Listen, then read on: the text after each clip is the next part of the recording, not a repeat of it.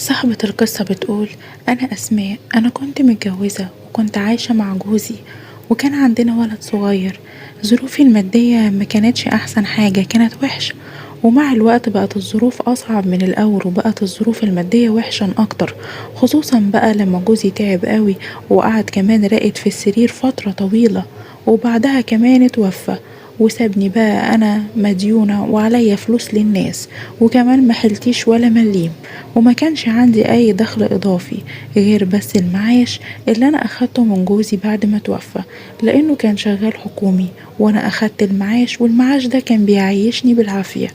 فأنا بقى وابني اضطرينا إن احنا نسيب الشقة اللي احنا كنا عايشين فيها دي لأن إيجارها كان غالي، ورحت أجرت شقة في مكان تاني، والمكان ده كان منطقة شعبية عامل زي حارة شعبية كده. قلت علشان أقلل الإيجار بتاعها شوية ويبقى معايا شوية فلوس تكفي المصاريف بتاعتنا. المهم المكان الجديد اللي أنا روحت أعيش فيه ده كان فيه ميكانيكي، الميكانيكي ده كان مشهور جدا، بس كنت أسمع إن هو عينه زايغة وبتاع ستات. بس أنا بقى يعني حبيت إن أنا أحطه في راسي وبقيت أفكر فيه.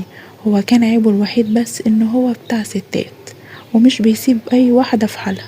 بس كنت بقول لنفسي يعني اكيد لما انا احبه واخليه يحبني ويتعلق بيا اكيد مش هيبص لواحدة غير. المحل بتاع الميكانيكا ده اللي هو الورشة اللي فاتحها كانت بالظبط تحت العمارة اللي انا كنت ساكنة فيها، وكان باين عليه قوي ان هو راجل متريش، راجل غني يعني معاه فلوس، والناس كانت كلها بتقول عليه ان هو مرتاح ماديا.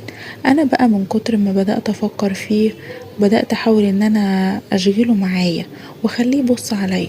انا الحمد لله يعني شكلي حلو جدا ولبسي كان حلو، بس عيب لبسي ان هو كان واسع شوية. جوزي الله يرحمه كان معودني على طول على اللبس الواسع.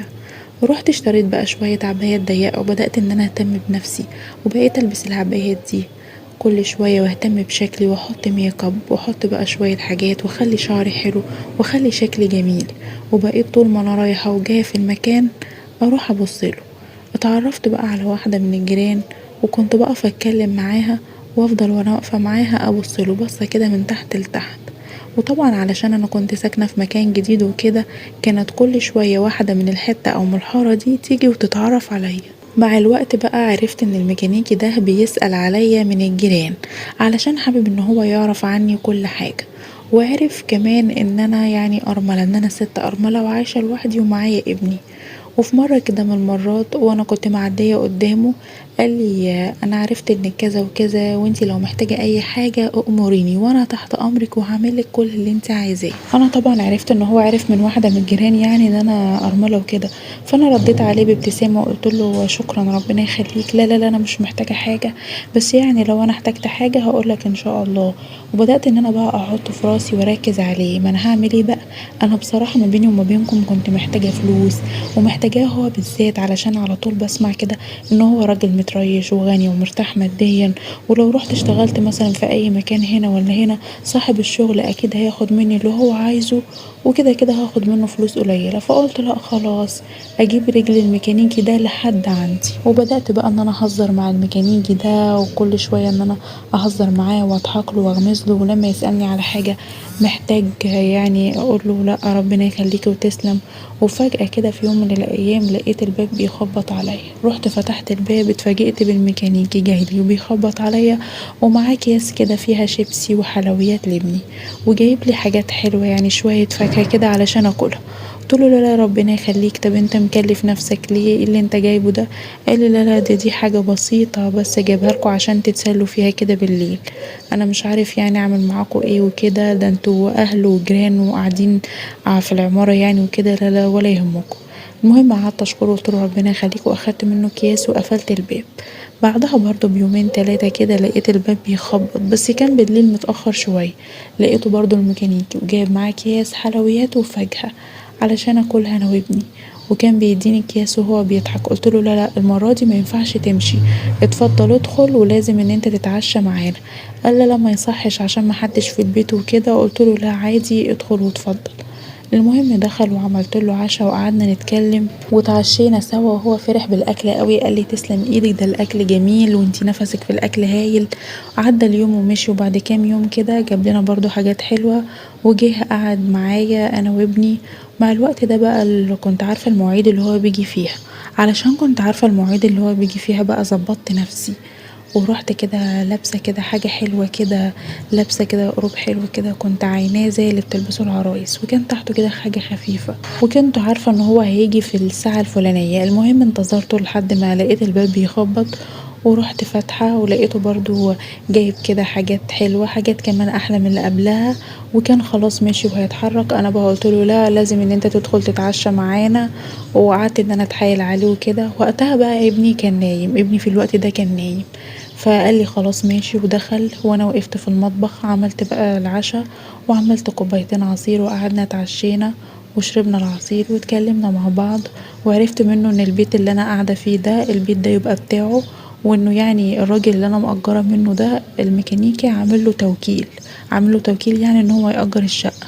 فقال لي يا ستي انتي لو ظروفك في اي شهر ما سمحتش ان انتي تدفعي الايجار مش تدفعيه ومفيش اي مشكله. قلتله ربنا يخليك. وساعتها بقى انا فرحت قوي من جوايا وقلت ايه ده واحد جايلي على طبق من دهب، ده انا لازم بقى اتسلى عليه.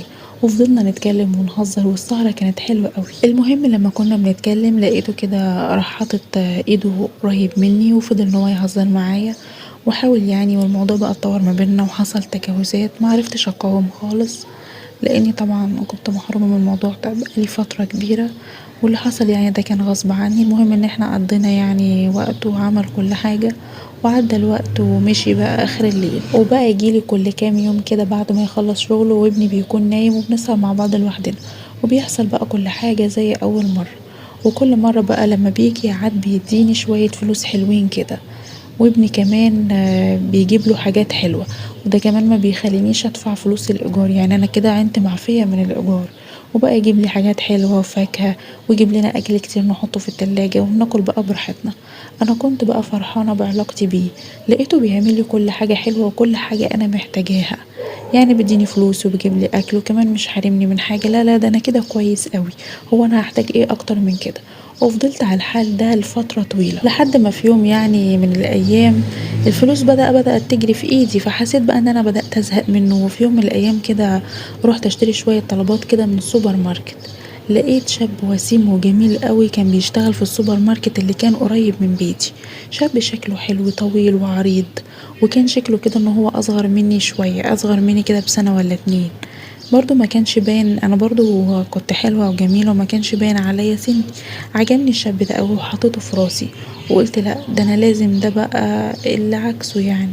بدأت علاقتي بيه وبدأت ان انا اضحك معاه واغمز له واهزر معاه كل ما اروح اشتري طلبات للبيت. ده احيانا كمان كنت بتصل بيه علشان يجيب لي الطلبات لغاية البيت، يعني علشان يجيلي البيت وكده. بدأت علاقتنا تتطور مع بعض. بس الشاب ده بصراحة كان محترم جدا ومتحفظ، هو كان متدين وسكته كده كانت سكة جواز على طول. عرفت منه يعني ان هو عنده شقة خاصة بيه والشقة دي شقة تمليك. مجرد بس ما عرفت ان هو عنده شقة تمليك قلت الله دي حاجة كويسة، وقلت يعني وماله لما انا مثلا اتجوز الشاب ده ويخش معايا في موضوع جواز، ما هو في الاخر مقتدر وعنده شقة. بس انا بصراحة يعني ما كنتش عارفة اعمل ايه مع الميكانيكي ده، وما كنتش عارفة اسيبه ازاي، ففضلت عادي مع الميكانيكي زي ما احنا علشان يعني ما اخسرش القرشين اللي هو بيديهم لي. بس مع الوقت كده يعني كنت بدأت ان انا اقلل المقابلات بتاعتي معاه، يعني بعدت ان انا بهرب منه كده، بقلل يعني مقابلاتي معاه. بس الشاب اللي بيشتغل في السوبر ماركت ده لقيته بيقول لي احنا لازم نتجوز في اقرب وقت وهتيجي كمان تعيشي معايا في الشقة بتاعتي. انا ساعتها فرحت قوي وكنت طايرة من الفرحة ان هو مصمم عليا يعني ويجوزني، بالرغم ان انا يعني ارملة وكده وعندي ابن. قلت حلو قوي كده، ده هو ده اللي انا عايزاه، شاب صغير وصحته حلوة وعنده شقة تمليك، وهبدأ بقى حياة جديدة وكويسة. وهو الفلوس اللي انا كنت محوشاها حبة فلوس حلوة يعني من اللي كان بيديهم لي الميكانيكي اهي تكفيني، هشيلهم في البنك كده يمكن ينفعوني يعني في اي وقت. المهم بقى وافقت على الجواز، بس ما كنتش عارفة اعمل ايه مع الميكانيكي. فقلت له ان انا لازم ان انا اسيب الشقة واعزل علشان بقى الجيران بدأ لسانهم يتكلموا عليا وبدأوا يجيبوا في سيرتي. قال لي ماشي، بس بس انت هتروحي فين؟ ده انت مالكيش حد وكلام من ده. قلت له لا لا، ده انا هروح اعيش عند ناس قرايبي وكده وناس من عيلتي وعايشين في منطقة كده معينة وفضوا شقة وانا هروح اعيش معاهم، وما تقلقش انا هبقى اتكلم معاك على طول في التليفون وكل فترة هبقى اجيلك. وبصراحة ما بيني وما بينكم انا كنت خايفة قوي ان انا اقطع معاه واقول له اني هتجوز، لانه كان ممكن يعمل حاجة فيها مش كويسة، كان ممكن يعمل حاجة وحشة. وكمان يعني بصراحة مش عايزة اقطع الفلوس اللي هو بيديهالي.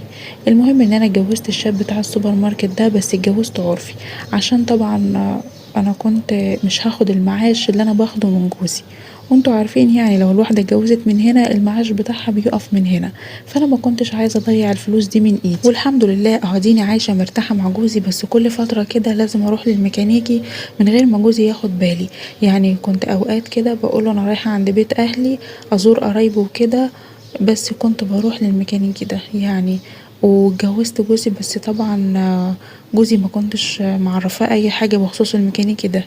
بس بيني وما بينكم كده انا فضلت فترة عايشة على الحال ده وعايشة حياة طبيعية مع جوزي، بس لحد كده ما حسيت ان كل اللي بعمله ده غلط، وان الفلوس الكتير اللي في ايدي دي ما بقاش ليها اي طعم. وبصراحة بقيت حاسة بتأنيب ضمير، وبحس كده بقلة ضمير من ناحية جوزي علشان هو راجل محترم قوي معايا ومقدرني، لكن انا في نفس الوقت بعمل حاجات مش كويسة من وراه، وفي نفس الوقت خايفة اقطع علاقتي مع الميكانيكي ده. فانا دلوقتي مش عارفة اعمل ايه. انا جيت وحكيت لكم القصة دي علشان تنصحوني وتقولولي اعمل ايه. انا الحمد لله ربنا كرمني بجوز زي الفل ومعيشني ومسطرني في شقة حلوة، بس دلوقتي انا مش عارفة اعمل ايه. انا عايشة في حيرة، اعتبروني اختكم وانصحوني بدون تجريح، وقولولي ازاي ابعد عن الميكانيكي ده اللي ماشيني في طريق انا مش عايزة امشي فيه وماشيني في طريق غلط. انا خلاص انا مرتاحة في حياتي الجديدة ومش عايزة اقابله ولا عايزة اتعرف عليه مرة تانية. يا ريت تنصحوني وتقولولي اعمل ايه في المشكلة اللي انا واقعة فيها دي، وانا هو مستنية كل ارائكم وتعليقاتكم، بس يا ريت تنصحوني بدون تجريح وراعوا مشاعري. راعوا مشاعري ان انا كنت واحدة ارملة ومليش حد في الدنيا، وما صدقت لقيت حد اتسند عليه. مستنية كل ارائكم وتعليقاتكم في التعليقات.